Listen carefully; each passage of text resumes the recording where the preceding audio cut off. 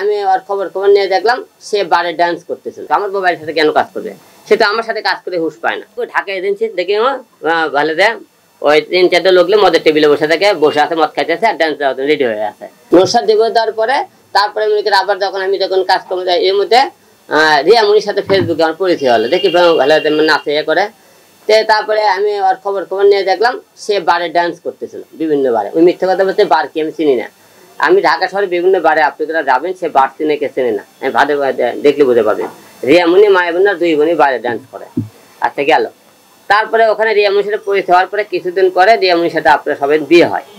বিয়ে হওয়ার পরে তার কিছুদিন পরে রিয়ামনি হাতে মনে করেন যাকে সংসার ক্যাসাল করা হলে সে একটা ছেলের সাথে নাচ গান করে, ডান্সের ভিডিও বানাই বেনালে। আমি তাকে মনে করি শোনা এসব তোমার সাথে কথা হয়নি। আমি বলছি আপনি এটা তো আমার কাজ, আসলে কোনোদিন বলতে পারবেন না সে আসলে কাজ লেগে কথা। আমি বলতে দ্বিতীয় কোনো কাজ আমার মোবাইলের সাথে কেন কাজ করবে? সে তো আমার সাথে কাজ করে হুঁশ পায় না। তারপরে নুসরাত করলো রিয়া করলো কি কথা ঠিক আছে ভুলে গেছে, আচ্ছা ভুল মাফ করে দিলাম।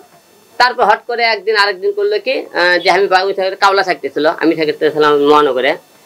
হঠাৎ করে আমি বাড়ি দেওয়া বন্ধ করে দিলাম। তো এর মধ্যে হঠাৎ করে রাত্রে একদিন হুট করে কথা ঘুম ধরছে, পুনি হঠাৎ ফোন ধরে না, ফোন ধরে না কে, তো কথা ঘুম ধরছে এত সকালে আমি ঘুমাবো। তো তাই করে কেমন কেন এত সকালে তো ঘুমানোর সন্দেহ হলো। তারপরে বাসায় গেলাম, বাসায় দেখি রিয়া বাসায় নাই। তারপরে দেখি ঢাকা এজেন্সি দেখি ভালো দেয় ওই 3-4টা লোকলে মদের টেবিলে বসে থাকে, বসে আছে, মদ খাইতেছে আর ডান্স দেওয়ার রেডি হয়ে আছে।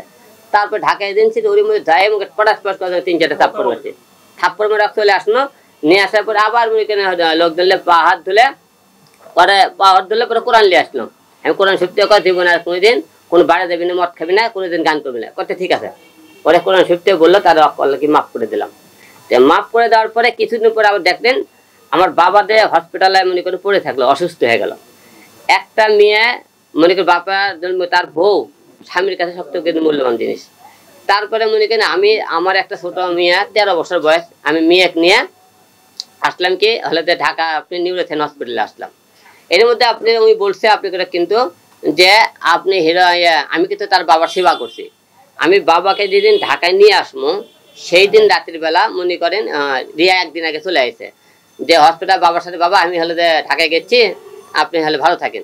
সেই দিন কিন্তু ভিডিও করে আব্বার সাথে কিন্তু দেখা করে আসছিল, কিন্তু বগুড়াতে কিন্তু আসটা। এখানে আসার পরে সে এমনকি দীর্ঘ 32 দিন আমি যখন ঢাকা মনে করেন নিউরোথেন হসপিটালে থাকি, সে একদিন না 2 দিন এমনি গেছে, দায় ঘুরে আসে, বেশিক্ষণ থাকেনি, চলে আসে।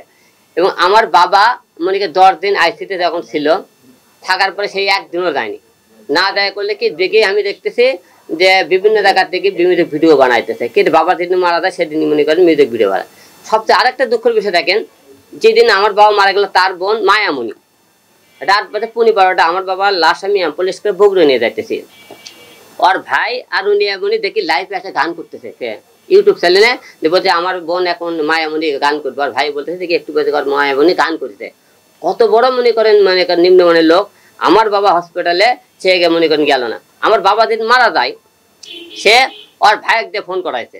ওর ভাই মনে করে যে আমার কথা আমার ভাই দেয় টাকা থেকে নিয়ে বগুড়া থেকে নিয়ে, ওর ভাই হলে যে আমার গাড়ির ড্রাইভার, আমি আমার আত্মীয়র মধ্যে ওকে ধর্ম না তাহলে। কারণ সে ড্রাইভার হিসেবে আমাকে ফোন দিয়েছে, যেদিন মারা গেছে সেই দিনও রিয়ামণি ফোন দেয়নি আমাকে। যে আমাকে ওর ভাই ফোন দিয়ে করছে যে আলম ভাই তাই বলে মারা গেছে। আমি কোনো আমি কোনো তাহলে তাহলে আসতে, আমি তোরা তাহলে একদিন আমার সামনে আসে তোকে সব করে জবাব করে আলম, একটা লোক আমার পাশে থাকতে তোরা আমার সামনে আসিস না। তাও দেখেন আমি এই কথা ওর ভাইকে বললাম। তো তারপরে রিয়ামণিকে না ফোন দিল না, রিয়ামণির বোন আমাকে ফোন দিল না।